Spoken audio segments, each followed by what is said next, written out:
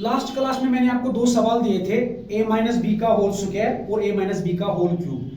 मुझे उम्मीद है आपने वो दोनों सवाल किए होंगे, लेकिन फिर भी मैं एक सवाल उनमें से दिखाता हूं, a माइनस बी का होल स्क्वायर।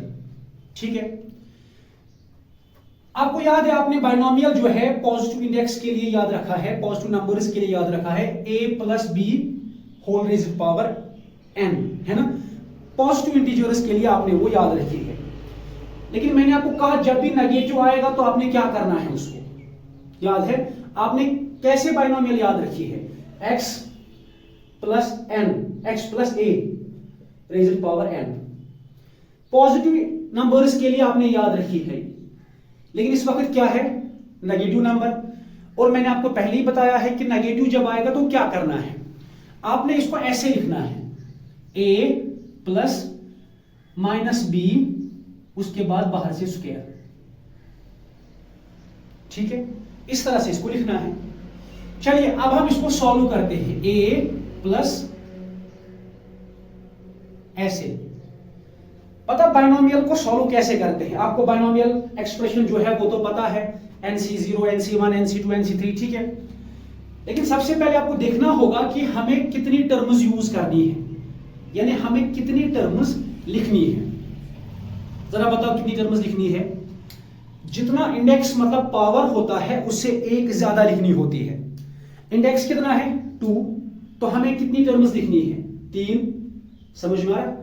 तो इसके बाद आपने खुद एक सवाल करना है, a माइनस बी का होल क्यूब।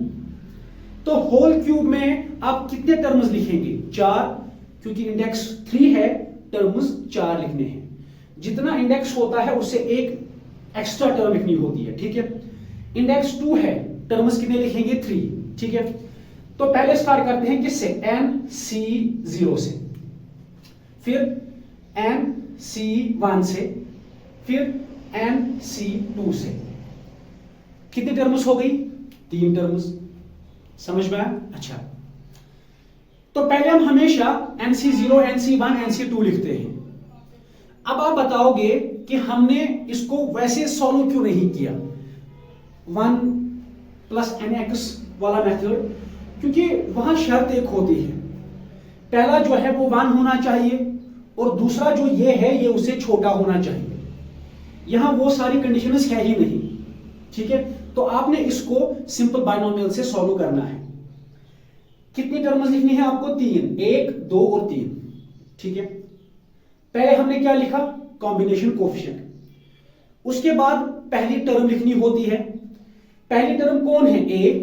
ठीक है, इसका पावर क्या देना है n से, है ना, n से स्टार्ट करना है। इस वक्त n क्या है, n है 2।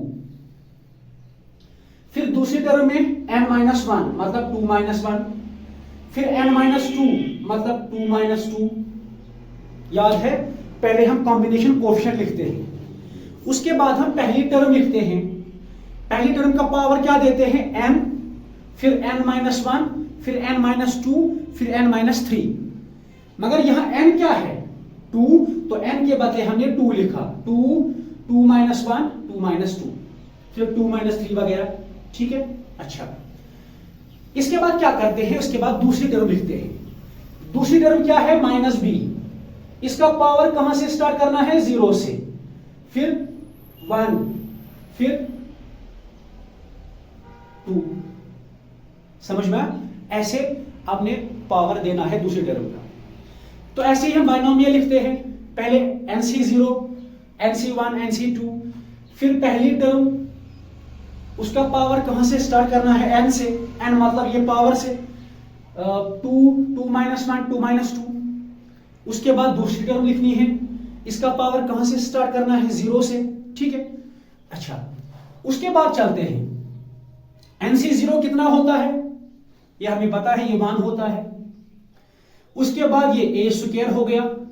ठीक है, उसके बाद -b रेज़्ड पावर 0। आपको पता है जब भी किसी चीज का हम पावर 0 लगाते हैं तो वो किसके बराबर होता है 1 के। एनीथिंग रेज़्ड पावर 0 इज 1, तो ये भी कितना आएगा 1। फिर प्लस NC1 कितना होता है, NC1 n के बराबर होता है, तो हमने यहां लिखा n। ठीक है, फिर a raise power 2 minus 1, 2 minus 1 कितना होता है 1, तो a रेज पावर 1 आएगा।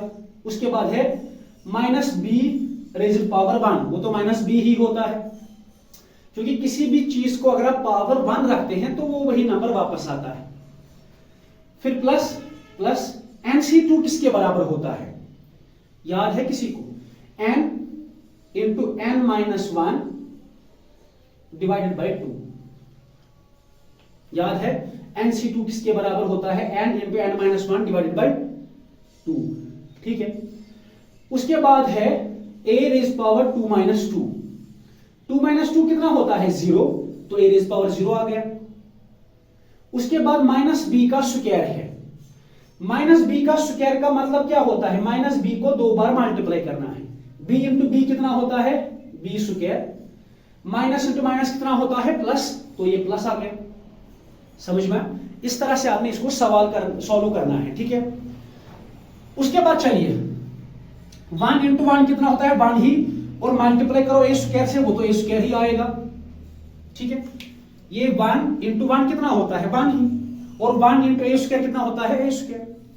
उसके बाद प्लस प्लस, फिर n के बदले 2, n के बदले 2, और हाँ a रेज पावर 1 कितना होता है, a रेज पावर 1 a ही होता है, और यहां पे माइनस b है, ठीक है। फिर प्लस है n into n minus 1 by 2, ये कितना होता है, इसको हम यहां सॉल्व करते हैं, n into n minus 1 divided by 2, n के बदले क्या लिखेंगे 2, ठीक है, क्योंकि इंडेक्स होता है n, उसके बाद ब्रैकेट, फिर होता है n के बदले 2 माइनस 1, उसके बाद नीचे क्या आता है 2, ठीक है। अच्छा, इसके बाद क्या करेंगे, हम पहले ब्रैकेट वालों को सॉल्व करते हैं। तो बाहर 2 है, ये 2 माइनस 1 कितना होता है 1 ही, और नीचे भी 2 है, 2 और 2 कट हो जाएगा, यहां 1 बचा। समझ में आया। अच्छा, इसका मतलब इसके बदले हम क्या लिखेंगे 1, क्योंकि इसको हमने यहां सॉल्व किया। उसके बाद क्या है a रेज पावर 0, वो कितना होता है, एनीथिंग रेज पावर 0 1 होता है। उसके बाद लास्ट में क्या है b स्क्वायर। समझ में आया। अच्छा, चलिए उसके बाद लिखते हैं, ये क्या है a square plus 2 into a, 2a, और मल्टीप्लाई में माइनस b है, फिर 1 इंटू 1 1 ही होता है, और b स्क्वायर है। समझ में आया। अच्छा, उसके बाद नीचे चलते हैं, a स्क्वायर के बदले a स्क्वायर, फिर 2a पॉजिटिव है, इसको मल्टीप्लाई करो माइनस b के साथ, 2a into b, 2ab plus minus minus, समझ में आया। इसको मल्टीप्लाई करना है इसके साथ, 2a कितना, 2a इंटू b कितना होता है 2ab, इसका पॉजिटिव है इसका नेगेटिव है, प्लस माइनस माइनस, फिर लास्ट में क्या बचेगा 1 इंटू b स्क्वायर, इसका मतलब a माइनस b का होल स्क्वायर इसके बराबर होता है। याद रखा, यही है आपकी फेमस आइडेंटिटी जो आप क्लास 6 से ही लर्न करते हैं। समझ में आया। अब कैसे हम कहां से हम इसको लाते हैं, बाइनोमियल थ्योरम से। वैसे ही एक और सवाल है जो आपने खुद करना है, a माइनस बी का होल क्यूब। आप चाहे तो a माइनस बी का होल 4 भी कर सकते हैं, लेकिन वहां आपको कितने टर्म्स लेनी पड़ेंगी, 5 टर्म्स, क्योंकि पावर 4 है, टर्म्स 5 लेनी पड़ेगी। ठीक है, लिखो इसको। मैं इतने सवाल क्यों दिखाता हूं आपको एक टॉपिक पे, क्योंकि जितने आप क्वेश्चन सॉल्व करोगे किसी टॉपिक पे उतने आप मजबूत बनोगे। समझ में। आपने सिर्फ टॉपिक को पढ़ना नहीं है, उस पर प्रॉब्लम्स भी सॉल्व करनी है। जब तक आप सवाल सॉल्व खुद नहीं करेंगे तो आप ये एग्जाम्स जो है वो क्वालिफाई नहीं कर सकते। JEE है या नीट है या कोई और एग्जाम है, जब तक आप खुद हर टॉपिक पर क्वेश्चन सॉल्व नहीं करेंगे आप वो एग्जाम्स क्वालिफाई नहीं कर सकते। ठीक है, तो आपने टॉपिक पढ़ने के बाद क्वेश्चंस को सॉल्व करना है, बहुत सारी प्रॉब्लम्स को सॉल्व करना है।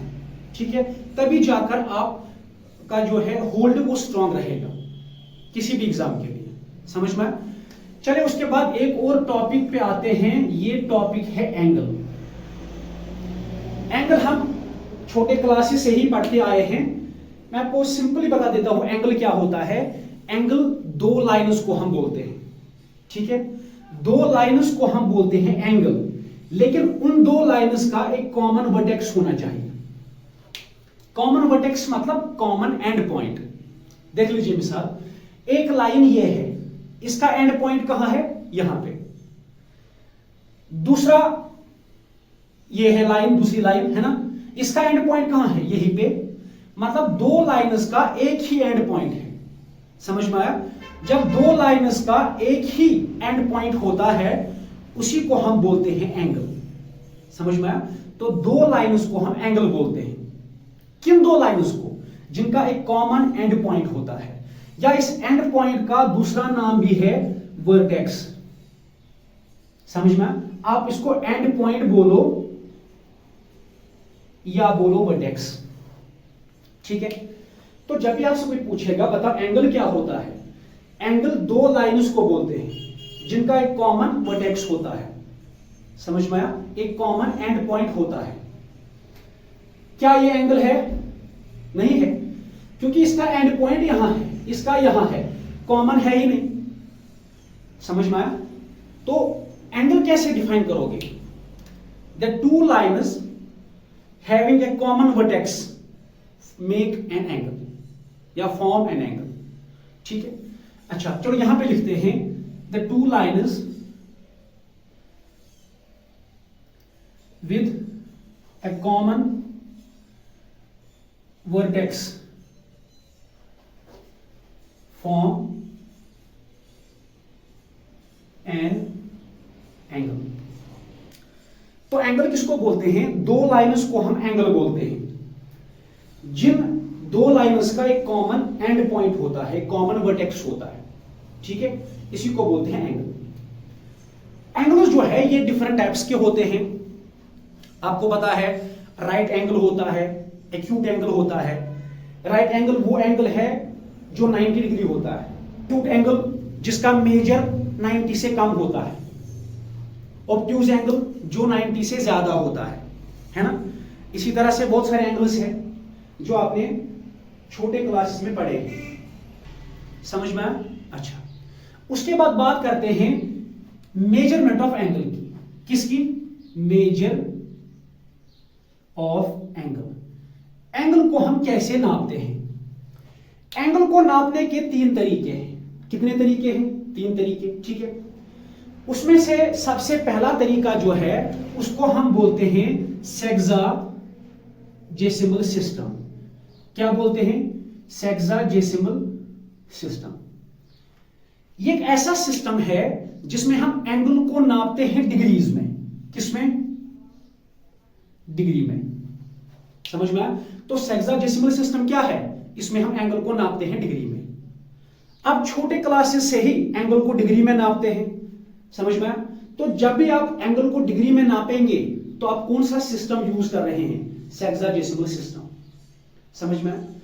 और दूसरा सिस्टम हमारे पास है, उसमें हम एंगल को डिग्री में नहीं नापते, ग्रेड में नापते हैं, ठीक है। लेकिन आप हमेशा, आज तक आपने हमेशा एंगल को किस में नापा है? डिग्री में। तो जब भी आप एंगल को डिग्री में नापेंगे तो कौन सा सिस्टम यूज कर रहे हैं? Sexagesimal system. याद रखा? अच्छा अब सवाल है कि एक डिग्री कितना होता है? यह सवाल है ना, एक डिग्री कितना होता है? एक डिग्री कितना होता है? मान लीजिए हमारे पास एक सर्कल है, ठीक है। इस सर्कल के हमने 360 हिस्से किए। कितने हिस्से किए? 360। ये मान लीजिए एक हिस्सा, ये दूसरा, ये तीसरा, ये चौथा, ये पांचवा, ये छठा, ऐसे ही कितने हिस्से किए हमने? 360। इनमें से एक हिस्से को उठाओ, उसी को बोलते हैं 1 डिग्री। सर्कल के कितने हिस्से किए आपने? 360 हिस्से। एक हिस्से को क्या बोलते हैं? 1 डिग्री। तो दो हिस्से अगर आपने लिए 2 डिग्री, 3 हिस्से लिए 3 डिग्री, 5 हिस्से लिए 5 डिग्री। अब सारे हिस्से लिए 360 हिस्से, कितने डिग्री? 360 डिग्री। समझ में आया? इसका मतलब आपने सर्कल में कितने हिस्से किए? 360। कितने डिग्रीज हो गए? 360 डिग्री। इसीलिए हम बोलते हैं सर्कल का एंगल कितना होता है? 360 डिग्री। समझ में आया? तो 1 डिग्री कितना होता है ये आपको समझ में आ गया। कितना होता है?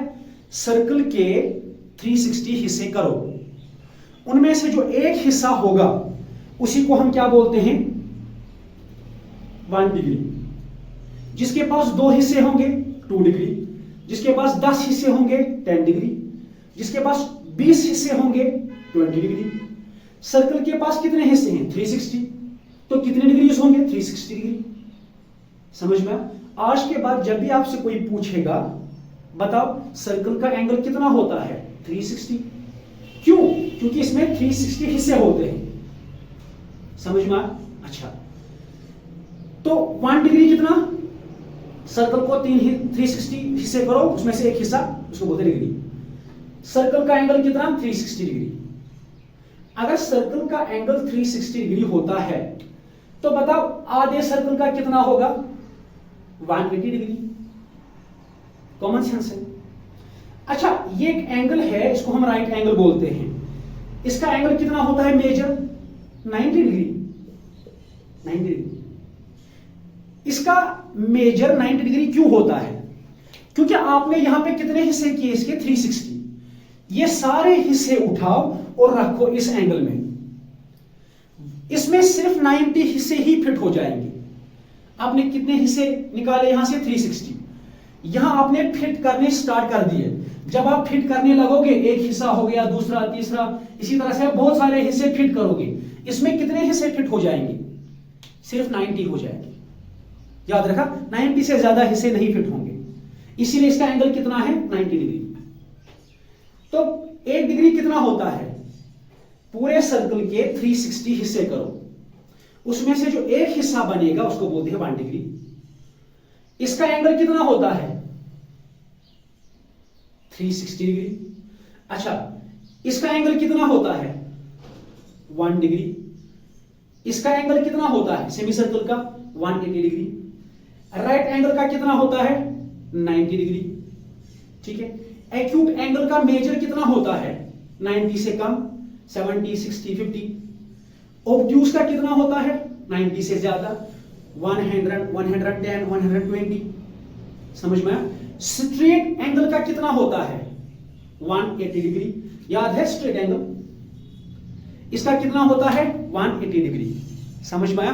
तो जब भी आपसे कोई पूछेगा स्ट्रेट एंगल का मेजर कितना होता है? 180 डिग्री। याद रखा? यही होता है सेक्साडेसिमल सिस्टम। इसमें हम क्या करते हैं? एंगल को नापते हैं डिग्रीज में। ठीक है। इसी तरह से पूरे सर्कल का एंगल कितना? 360 होता है। सेमी सर्कल का 180, राइट एंगल का 90 और ये जो स्ट्रेट एंगल है इसका मेजर कितना होता है? 180 डिग्री। ठीक है। उसके बाद एक और चीज देख लीजिए। 1 डिग्री आपको पता है, ये मान लीजिए एक हिस्सा आपने लिया, इसको बोलते हैं 1 डिग्री। 1 डिग्री ऐसे लिखते हैं, ऊपर छोटा सा 0 लिखते हैं, छोटा सा, इसी को बोलते हैं डिग्री।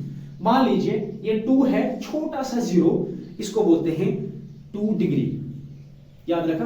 अच्छा, अगर हम इस 1 डिग्री के 60 हिस्से करेंगे, कितने हिस्से करेंगे? 60 हिस्से करेंगे। याद रखा? तो वहां जो आपको एक हिस्सा मिलेगा उसको हम बोलते हैं 1 मिनट। क्या बोलते हैं? 1 मिनट। फिर से सुनो, आपने इसके कितने हिस्से किए? 360। इनमें से आप एक हिस्सा ले लो। कितने हिस्से? एक हिस्सा, मतलब 1 डिग्री ले लो। ठीक है, ये आपने लिया एक हिस्सा। इसमें से आपने एक हिस्सा लिया, इसको क्या बोलते हैं? 1 डिग्री। इस 1 डिग्री के आप और 60 हिस्से करो। कितने? और 60 हिस्से। 1 डिग्री के और 60 हिस्से करो। वहां जो आपको एक हिस्सा मिलेगा 1 डिग्री के और 60 हिस्से करो, वहां जो आपको एक हिस्सा मिलेगा, एक हिस्सा, 1 पार्ट, उसको हम बोलते हैं 1 मिनट। याद रखा। तो 1 मिनट क्या होता है? 1 मिनट होता है अगर आप 1 डिग्री के 60 हिस्से करेंगे, वहां जो आपको एक हिस्सा मिलेगा उसको हम बोलते हैं 1 मिनट। इसको ऐसे लिखते हैं 1, छोटी सी लाइन, इसको बोलते हैं मिनट। जैसे 2 मिनट, 10 मिनट, याद रखा, इस तरह से लिखते हैं। 1 डिग्री क्या होता है? सर्कल के 360 हिस्से करो, वहां से एक हिस्से को उठाओ, उसी को बोलते हैं 1 डिग्री। 1 मिनट क्या होता है? 1 डिग्री को उठाओ, उसके 60 हिस्से करो, 60 पार्ट्स, उसमें से एक हिस्सा उठाओ, उसी को क्या बोलते हैं? 1 मिनट। ठीक है, तो सोचो आपने 1 डिग्री के कितने हिस्से किए? 60 हिस्से। वहां एक हिस्सा मिलेगा आपको, उसको बोलते हैं मिनट। ये एक हिस्सा कितना छोटा होगा आप सोच लीजिए। पहले 1 डिग्री कितना होता है? बहुत छोटा। उसके फिर 60 हिस्से कर लो तो एक हिस्सा कितना मिलेगा? बहुत छोटा। अब आप एक काम कर ले, अब इस 1 मिनट को ले ले। किसको? 1 मिनट को। ये कितना छोटा होगा? बहुत छोटा। इसके भी फिर 60 हिस्से कर लो 1 मिनट के। समझ में आया? आपने 1 मिनट के 60 हिस्से करने हैं। ये 1 मिनट है, इसके 60 हिस्से करो ऐसे। समझ में आया?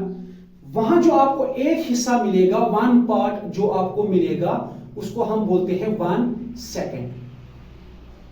क्या बोलते हैं? 1 सेकेंड। इसको हम ऐसे लिखते हैं 1, 2 लाइन्स डालते हैं यहां पे।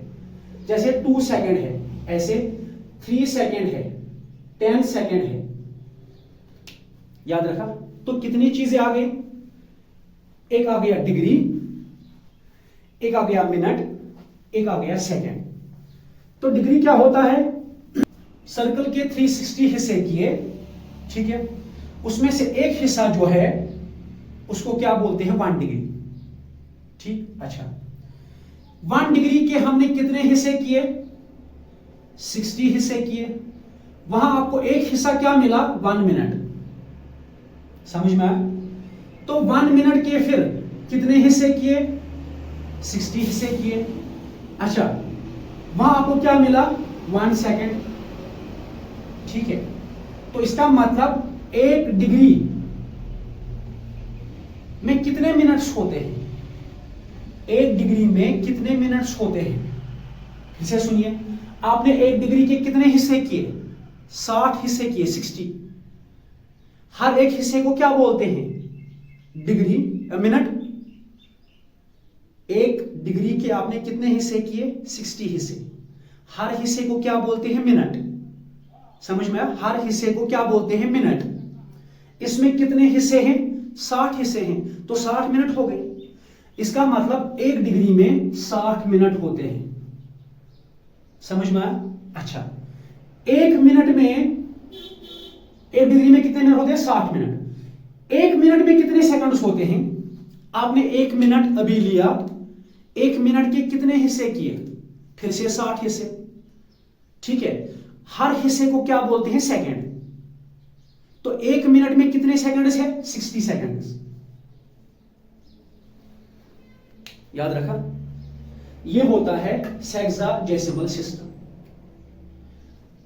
इसमें हम एंगल को नापते हैं डिग्रीज में। ठीक है, 1 डिग्री कितना होता है? सर्कल के 360 हिस्से करो, वहां आपको 1 डिग्री मिलेगा। सर्कल के 360 हिस्से करो, वहां आपको क्या मिलेगा? 1 डिग्री। फिर 1 डिग्री के 60 हिस्से करो, वहां एक हिस्से को क्या बोलते हैं? 1 मिनट। तो 1 मिनट में कितने हिस्से होते हैं? 60। समझ में आया? अच्छा, 1 मिनट के फिर 60 हिस्से करो, वहां क्या मिलेगा आपको? 1 सेकंड। तो 1 मिनट में कितने सेकंड्स होते हैं? 60। याद रखा? ये आपने याद रखना है। 1 डिग्री में 60 मिनट्स होते हैं, 1 मिनट में 60 सेकंड्स होते हैं। ठीक है, ये होता है सेक्साडेसिमल सिस्टम। लिखो इसको। उसके बाद दूसरा सिस्टम जो है उसको हम बोलते हैं सेंटीसिमल सिस्टम। क्या बोलते हैं? सेंटीसिमल सिस्टम। इसमें हम क्या करते हैं? इसमें हम एंगल को नापते हैं ग्रेड में। किसमें? ग्रेड में। समझ में आया? तो इसमें एंगल को नापते हैं ग्रेड में। याद रखा, सेक्साडेसिमल सिस्टम में एंगल को किस में नापते थे? डिग्री में। सेंटिसिमल सिस्टम में एंगल को किस में नापते हैं? ग्रेड में। याद रखा। तो बताओ इन दोनों सिस्टम्स में क्या फर्क है? उसमें एंगल को नापते हैं डिग्री में, इसमें एंगल को नापते हैं ग्रेड में।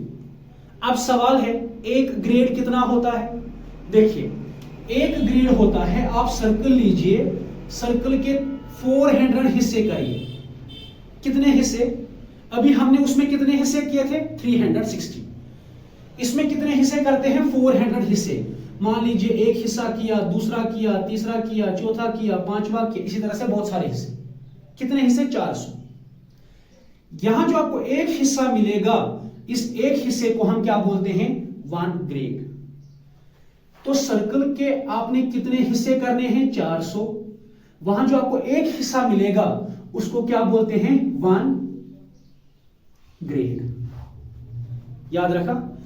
वहां आप जब 1 डिग्री लिखते थे ना, 1 डिग्री, वहां उसके ऊपर आप 0 लिखते थे, छोटा सा 0, जिसका मतलब डिग्री होता है। यहां ग्रेड के ऊपर नहीं लिखते हैं, ठीक है। तो सर्कल के 400 हिस्से करिए, उसमें से एक हिस्सा जो आपको मिलेगा उसको क्या बोलते हैं? ग्रेड। तो एक हिस्से को हम ग्रेड बोलते हैं। अब यही एक हिस्सा ले लो, यही एक हिस्सा ले लो, एक ग्रेड, इसके 100 हिस्से और करो। कितने हिस्से? 100। किसके? एक ग्रेड के कितने हिस्से करो? 100 हिस्से। वहां जो आपको एक हिस्सा मिलेगा उसको हम बोलते हैं 1 मिनट। क्या बोलते हैं? 1 मिनट। तो एक ग्रेड के 100 हिस्से करो, वहां जो एक हिस्सा मिलेगा आपको वो 1 मिनट होगा। अब सोच लीजिए आप, एक ग्रेड कितना छोटा होगा? बहुत छोटा।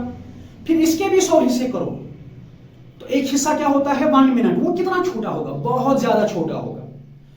फिर उसी 1 मिनट को उठाइए, उसके फिर 100 हिस्से करिए। 1 मिनट के कितने हिस्से करिए? 100 मिनट, 100 हिस्से करिए, तो वहां आपको क्या मिलेगा? एक हिस्सा, उसको बोलते हैं 1 सेकेंड। ठीक है, यह है सेक्साडेसिमल सिस्टम। एंगल को किस में नापते हैं? ग्रेड में। अच्छा, एक ग्रेड क्या होता है? सर्कल के 400 हिस्से करिए, वहां जो मिलेगा आपको एक हिस्सा, उसको बोलते हैं ग्रेड। फिर एक ग्रेड के 100 हिस्से करिए, एक हिस्सा जो मिलेगा आपको 1 मिनट। फिर मिनट के 100 हिस्से कर लीजिए, वहां जो आपको हिस्सा मिलेगा उसको बोलते हैं 1 सेकेंड। ये होता है सेंटिसिमल सिस्टम। ये वाला सिस्टम जो है ये आज हम ज्यादा यूज नहीं करते। आज हम आपको पता है एंगल को किस में नापते हैं? हम छोटे क्लासेस से लेकर आज तक हम सिर्फ डिग्री में नापते आए हैं। तो इसका मतलब हम ज्यादा कौन सा सिस्टम यूज करते हैं? Sexagesimal system. ये सेंटिसिमल सिस्टम जो है ये हम उतना यूज नहीं करते। समझ में आया? लिखो इसको। उसके बाद बात करते हैं एक और सिस्टम की, इनफैक्ट लास्ट सिस्टम की, उसको हम बोलते हैं सर्कुलर सिस्टम। क्या बोलते हैं? Circular system. सर्कुलर सिस्टम क्या होता है? इसमें हम एंगल को नापते हैं रेडियन में। याद रखा, रेडियन में। 11th से लेकर आगे, 11th से आगे, ठीक है। फिजिक्स में आप मोस्टली इसी सिस्टम को यूज करेंगे, सर्कुलर सिस्टम को। इसमें हम एंगल को किस में नापेंगे? रेडियन में। अभी तक आप किस में नापते थे? डिग्री में। अब आप किस में नापेंगे? रेडियन में। समझ में आया? अच्छा, तो सर्कुलर सिस्टम क्या होता है? ये एक सिस्टम है एंगल नापने का। इसमें हम एंगल को किस में नापते हैं? रेडियन में। ठीक है, आज के बाद 11th के बाद आप एंगल को सिर्फ रेडियन में ही नापेंगे। इनफैक्ट एसआई यूनिट जो एंगल का है वो रेडियन ही है। समझ में आया? अच्छा, अब सवाल है एक रेडियन कितना होता है? देखो एक रेडियन कितना होता है। मान लीजिए ये एक सर्कल है, ठीक है, ये इसका रेडियस है, ठीक है। ये हमने एक आर्क ले ली इतनी बड़ी, ये एक सर्कल है, ये रेडियस है। रेडियस कितना बड़ा है? मान लीजिए ये 10 सेंटीमीटर है। कितना? 10। तो हमने आर्क एक ली, छोटी सी आर्क, कितनी बड़ी आर्क ली, उतनी ही बड़ी जितनी लेंथ रेडियस की है। रेडियस 10 सेंटीमीटर है, हमने आर्क भी कितनी ली, 10 सेंटीमीटर। ठीक है, फिर यहां पे दूसरा रेडियस डाला। ठीक है, जो रेडियस, जितना ये वाला रेडियस होगा उतना ही ये भी होगा 10, है ना, क्योंकि रेडियस की लेंथ सेम होती है। तो रेडियस आपने कितना लिया, 10। ये आर्क भी आपने कितनी ली, 10। जितना आर्क उतना रेडियस। ठीक है, जब आर्क और रेडियस की लेंथ सेम होती है ना, उस वक्त जो ये एंगल बनता है सेंटर पे, इसी को हम बोलते हैं 1 रेडियन। क्या बोलते हैं, 1 radian.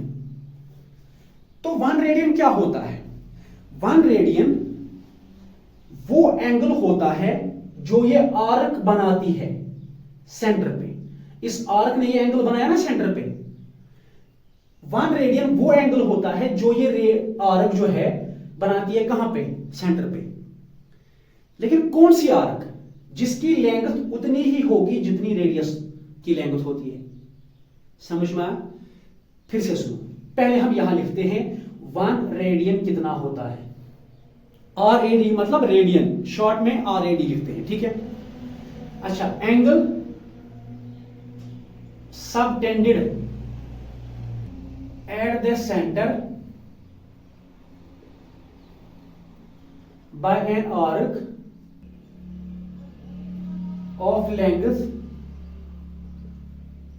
Equal to the radius. एक रेडियन कितना होता है, एक रेडियन वो एंगल होता है जो ये आर्क बनाती है सेंटर पर, मगर शर्त क्या है, इस आर्क की लेंथ उतनी ही हो जितना रेडियस होता है। मिसाल के तौर पर मैंने आपसे सवाल पूछा, ये रेडियस है 15 सेंटीमीटर, ठीक है, आर्क भी है 15 सेंटीमीटर, तो जितनी बड़ी आर्क उतना बड़ा रेडियस। तो बताओ सेंटर पर एंगल कितना होगा, 1 रेडियन। समझ में आया? तो जितनी लेंथ आर्क की होती है, रेडियस भी उतना ही होगा। उस वक्त जो सर्कल के सेंटर पे जो एंगल बनता है ना, जो ये आर्क एंगल बनाती है, वो होता है 1 रेडियन। ठीक है, मिसाल मान लीजिए एक सर्कल है, हमने इतनी बड़ी आर्क ली, इसकी लेंथ है 20 सेंटीमीटर। अच्छा, इसने यहां पे एक एंगल बना लिया। ठीक है, ये एंगल कितना है हमें नहीं पता। मैंने आपसे कहा इसका रेडियस भी 20 सेंटीमीटर है, जितना लेंथ आर्क की उतनी लेंथ रेडियस की, दोनों चीजें सेम है, तो एंगल कितना होगा, 1 रेडियन। समझ में आया? तो 1 रेडियन कितना एंगल होता है, 1 रेडियन वो एंगल है जो एक आर्क सर्कल के सेंटर पे बनाती है, मगर कौन सी आर्क, जिसकी लेंथ रेडियस के बराबर होती है। समझ में आया? अच्छा, तो जब आर्क और रेडियस की लेंथ सेम होगी, उस वक्त जो आर्क एंगल बनाएगी सेंटर पर, उसी को बोलते हैं 1 रेडियन। याद रखा, उसको बोलते हैं 1 रेडियन। शर्त क्या है, आर्क और रेडियस की लेंथ जो है वो सेम हो। ठीक है, अब आज के बाद आपने नापना ही नहीं है। मैंने आपसे कहा रेडियस है 30 सेंटीमीटर, आर्क भी है 30 सेंटीमीटर। बताओ इस आर्क ने कितना एंगल बनाया होगा यहां पे, 1 रेडियन। जब आर्क और रेडियस दोनों सेम लेंथ के होंगे तो एंगल कितना होता है, 1 रेडियन। समझ में आया? ये होता है रेडियन। उसके बाद बात करते हैं पूरे सर्कल की। एक सर्कल का एंगल कितना होता है, डिग्रीज में बात करें तो 360 डिग्री, ग्रेड्स में बात करें तो 400 ग्रेड। अच्छा, रेडियन में बात करें, रेडियन में तो ये होता है 2 पाई रेडियन। कितना, 2 पाई रेडियन। समझ में आया? अच्छा, तो पूरे सर्कल का ये सर्कल होता है, पूरे सर्कल का एंगल कितना होता है, 2 पाई रेडियन। डिग्रीज में बात करेंगे तो 360 डिग्री, रेडियंस में बात करेंगे तो 2 पाई रेडियन। समझ में आया? तो एक बात, दो बातें हो गई। पहली बात कि सर्कुलर सिस्टम क्या होता है, ये वो सिस्टम है जिसमें हम एंगल को किस में नापते हैं, रेडियन में। दूसरी बात, एक रेडियन कितना होता है? एक रेडियन वो एंगल है जो एक आर्क सेंटर पे बनाती है, मगर शर्त क्या है? उस आर्क की लेंथ उतनी ही होनी चाहिए जितना रेडियस होगा। बस हो गया, समझ में आया? अच्छा, पूरे सर्कल का एंगल कितना होता है? 2 पाई। अब एक सवाल है, सवाल यह है, मान लीजिए रेडियस है 10, आर्क है 5। आर्क कितनी है? 5, रेडियस कितना है? 10, सेम लेंथ तो है ही नहीं। फिर हमें कैसे पता चलेगा कि यहां एंगल कितना है? पहली बात, अगर ये भी 10 होता, ये भी 10 होता, तो एंगल कितना होता? 1 रेडियन। जब आर्क और रेडियस सेम होते हैं तो एंगल कितना होता है? 1 रेडियन। जब इनकी लेंथ सेम नहीं है तो हमें कैसे पता चलेगा? उसके लिए हमारे पास एक फार्मूला है। फार्मूला क्या है?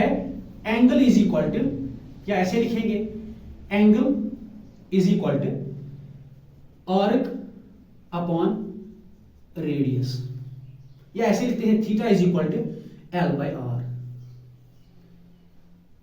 ये एक फॉर्मूला है जिससे हम ये वाला एंगल निकाल सकते हैं। कब? जब रेडियस और आर्क एक जैसी नहीं हो। तो फॉर्मूला क्या है उसके लिए? Angle is equal to arc by radius. समझ में आया? मगर ये एंगल जो आप निकालोगे ये डिग्री में होगा कि रेडियन में होगा? रेडियन में। मैं यहां पे लिख के रखता हूं, रेडियन में। समझ में आया? तो जब भी आपसे कोई पूछेगा, अब यहां सवाल बताइए, आर्क को हमने लिया 10 सेंटीमीटर, रेडियस लिया 5 सेंटीमीटर, बताओ एंगल कितना होगा? एंगल कैसे निकालते हैं? Arc by radius. आर्क कितनी है? 10, रेडियस कितना है? 5, तो कितना बनेगा? 2 रेडियन आएगा। ठीक है, ये भी 50 है, एंगल कितना होगा? 1 रेडियन। अच्छा, अगर आर्क है 100, रेडियस है 50, तो बताओ एंगल कितना होगा? देखो दोनों चीजें सेम नहीं है, तो हम ये फार्मूला यूज करेंगे, angle is equal to arc by radius. Arc कितना है? 100, रेडियस कितना है? 50, तो कितना बनेगा? 2 रेडियन। समझ में आया? इस फार्मूला से हमने एंगल को निकालना है। तो सवाल एक देते हैं आपको, मान लीजिए हमारे पास आर्क है 500 सेंटीमीटर, हमारे पास रेडियस जो है वो है 100 सेंटीमीटर। बताइए एंगल कितना होगा? ठीक है, ये वाला सवाल कर लीजिए। कैसे करेंगे इसको? हमें एंगल निकालना है। अगर ये दोनों चीजें सेम होती 500 तो हम करते ही नहीं कुछ, हम सीधे बोलते 1 रेडियन। मगर यहां ये डिफरेंट है, इसीलिए हम फार्मूला यूज करेंगे, angle is equal to arc by radius. Arc by radius, arc कितना है? 500, रेडियस कितना है? 100, कितना बचेगा? 5, तो एंगल कितना है? 5 रेडियन। समझ में आया? अच्छा, तो ऐसे आपने एंगल निकालना आएगा। ठीक है, इवन इस फार्मूला से हम, ये L है, L मतलब लेंथ ऑफ आर्क, इस फार्मूला से हम 3 चीजें निकाल सकते हैं। अगर आपको 2 चीजें मालूम है, मिसाल L और R, तो आप एंगल निकाल सकते हैं। अगर एंगल और L पता है, R निकाल सकते हैं। ठीक है, अगर ये 2 पता है तो L निकाल सकते हैं। ठीक है, जैसे मैं आपको एक सवाल देता हूं, वो आप खुद करिए। सवाल एक इस तरह से है, आपको एंगल दिया गया है 20 रेडियन, आपको लेंथ ऑफ द आर्क दी गई है 20 सेंटीमीटर, तो आपको क्या निकालना है? रेडियस। एक सवाल करिए। दूसरा सवाल, आपको एंगल दिया गया है 100 रेडियन, आपको रेडियस दिया गया है 10 रेडियन, तो बताइए लेंथ ऑफ आर्क कितनी होगी? ठीक है, आपने ये 2 सवाल करने हैं, फॉर्मूला सेम है। ठीक है, लिखिए इसको और करिए ये सवाल दो।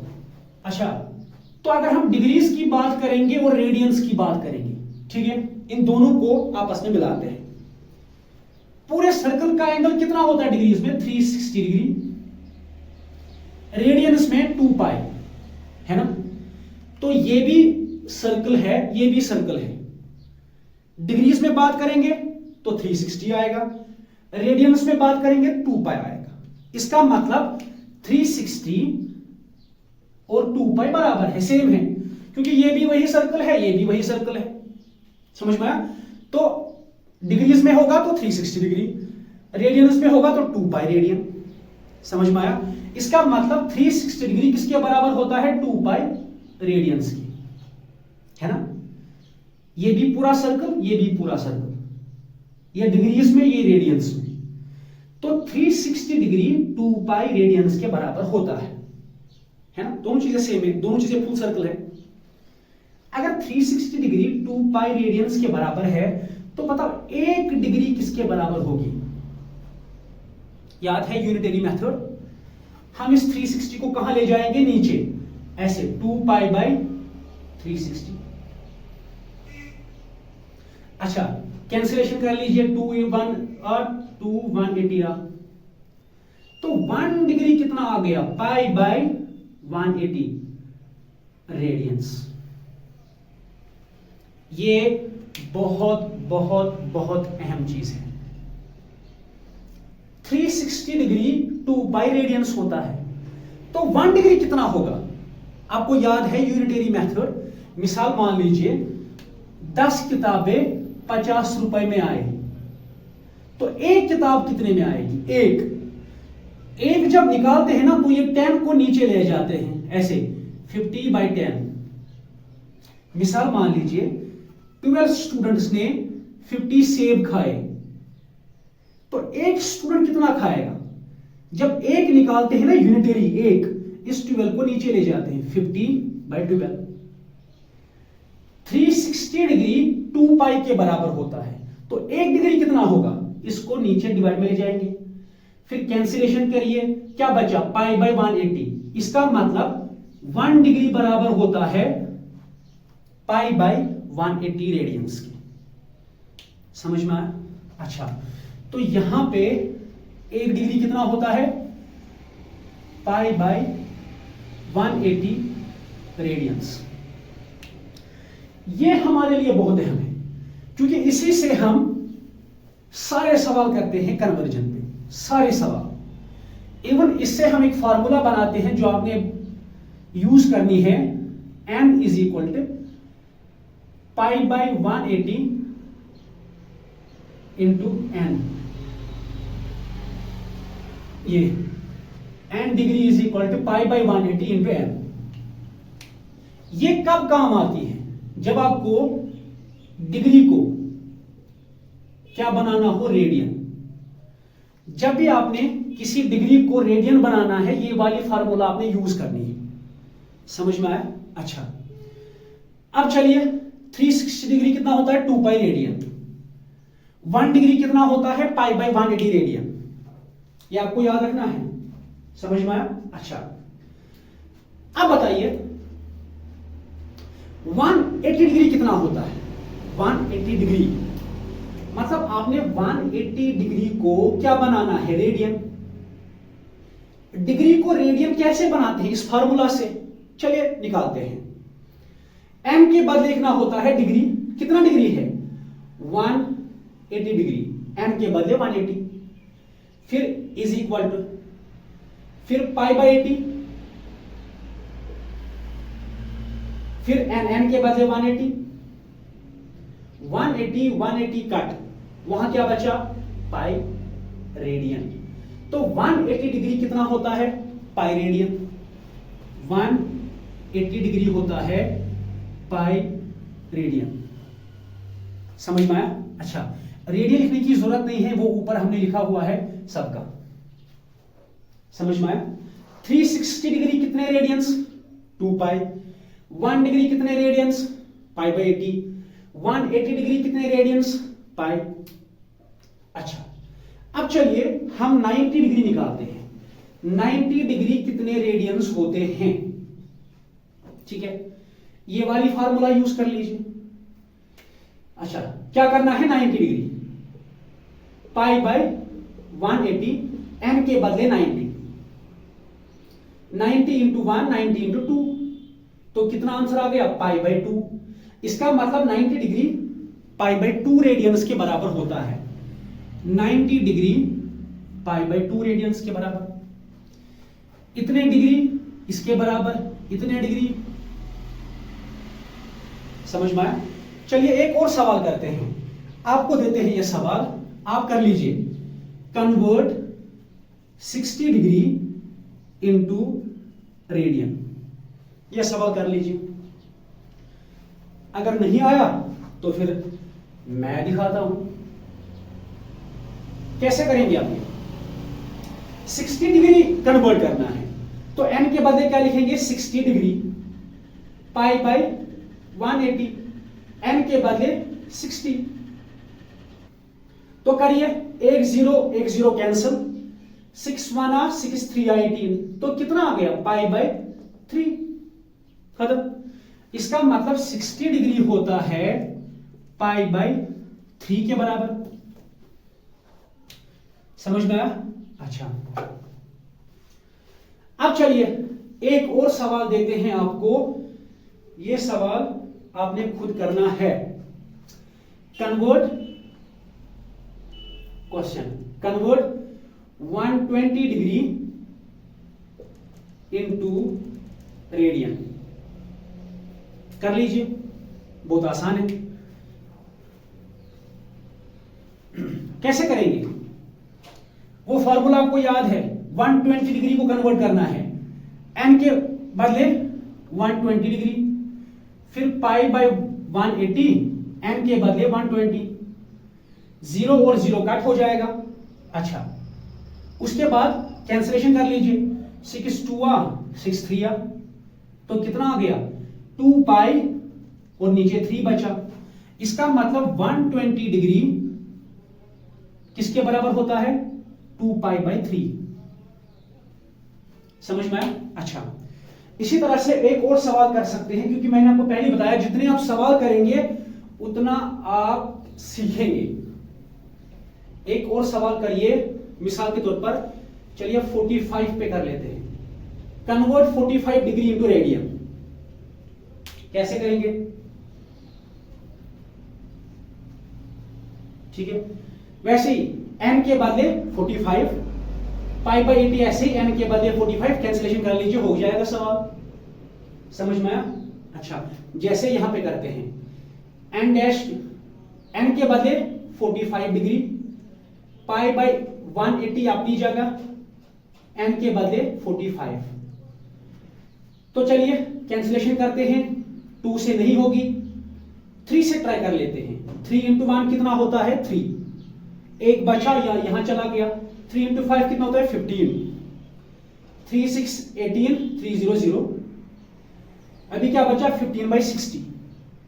3 इंटू 5 कितना होता है, 15, 3 इंटू 20 कितना होता है, 60, और बचा 5 और 20। 5 इंटू 1 कितना होता है, 5, 5 इंटू 4 कितना होता है, 20, तो ऊपर क्या बचा, 1 इंटू पाई होता है, और नीचे 4 बचा। इसका मतलब 45 डिग्री बराबर होता है पाई बाय 4 के, पाई बाय 4 रेडियंस के। समझ में। ये जो कन्वर्जन है ना, ये आपने याद रखना है, ये बहुत अहम कन्वर्जन है। ठीक है, वैसे अगर आप ये वाली फार्मूला याद रखेंगे तो फिर इनको याद रखने की जरूरत नहीं है, क्योंकि ये आप कभी भी फिर निकाल सकते हो। समझ में। उसके बाद एक और सवाल कर लीजिए, 30 का। 30 डिग्री को बनाइए कन्वर्ट, ये वो। ठीक है। अच्छा, कैसे करेंगे इसको। देखो, मैं जो सवाल दिखाता हूं आपको, आप पहले इनको खुद ट्राई करो। ठीक है, फिर मेरा सॉल्यूशन देखो। पहले खुद देखो अब आपको आएगा कि नहीं, फिर मेरा सॉल्यूशन देखो। तो n के बदले 30, फिर उसके बाद क्या बचता है, फिर n के बदले 30, कैंसिलेशन कर लीजिए, 0 और 0 कट, 3 इंटू 1 3, 6, तो ऊपर 1 बचा, नीचे 6 बचा, इसका मतलब 30 डिग्री बराबर होता है π/6 रेडियंस के। समझ में आया? अच्छा, इसी तरह से आप बहुत सारे सवाल कर सकते हैं। जैसे मिसाल मैं आपको सवाल देता हूं, आप ये खुद करिएगा, कन्वर्ट इनटू रेडियन। पहला 240, दूसरा 100, तीसरा 540, चौथा 600। तो ये सारे डिग्रीज है, आपने इनको क्या करना है, रेडियंस में कन्वर्ट करना है। समझ में आया? लिखो इसको। इसके बाद बात करते हैं रेडियंस। अगर आपने रेडियंस को कन्वर्ट करना हो डिग्रीज में, देखो एक चीज आपको पता है, 360 डिग्री कितना होता है, 2π रेडियंस, या ऐसा कह सकते हैं 2π रेडियंस जो है 360 डिग्री के बराबर होते हैं। समझ में आया? ऐसा बोल सकते हैं ना, 2π रेडियंस 360 डिग्री के बराबर होते हैं। तो अगर 2π रेडियंस 360 के बराबर है तो 1 रेडियन कितना होगा, देख लीजिए। इसको यहां लाइए, 360/2π,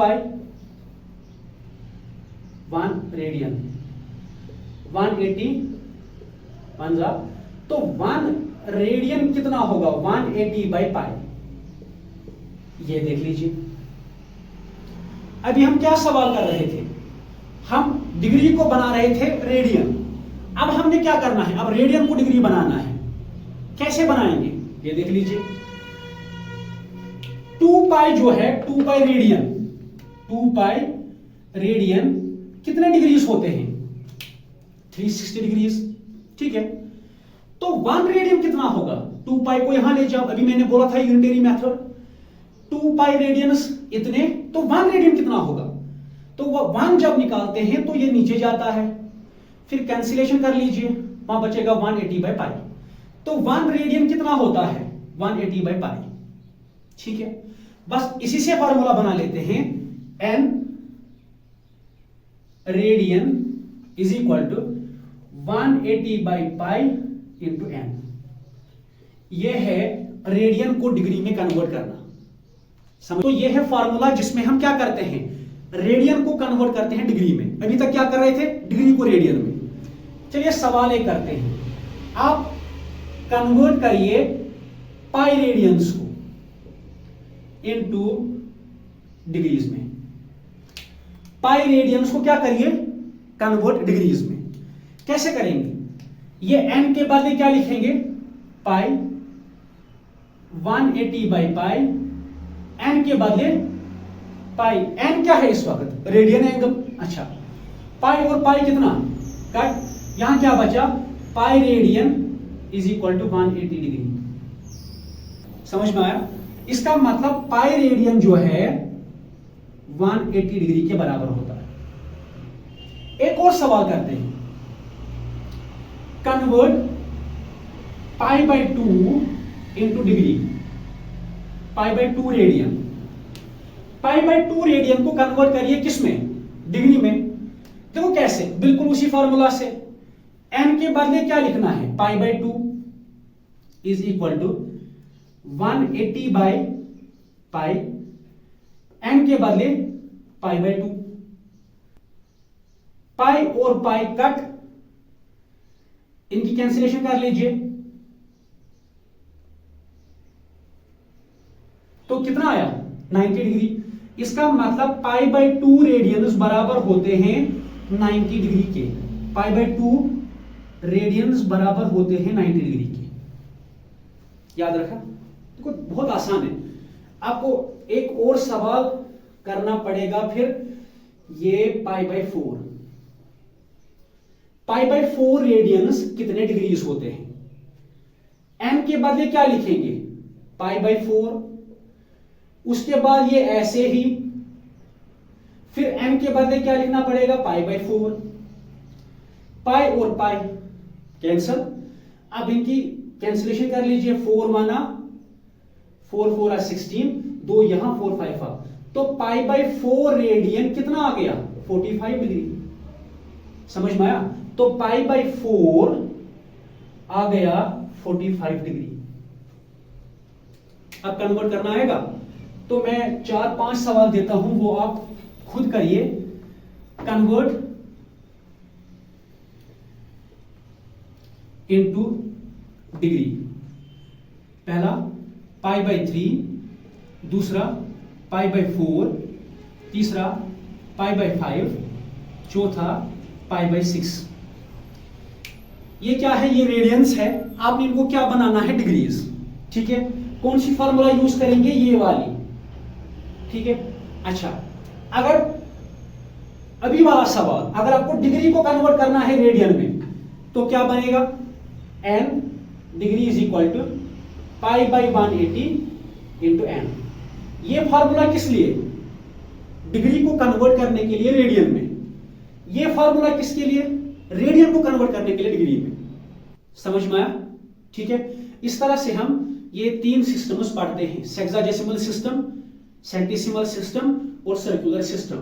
सर्कुलर सिस्टम हम ज्यादा यूज करेंगे अब आज के बाद। ठीक है, इसमें हम एंगल को नापते हैं रेडियन में।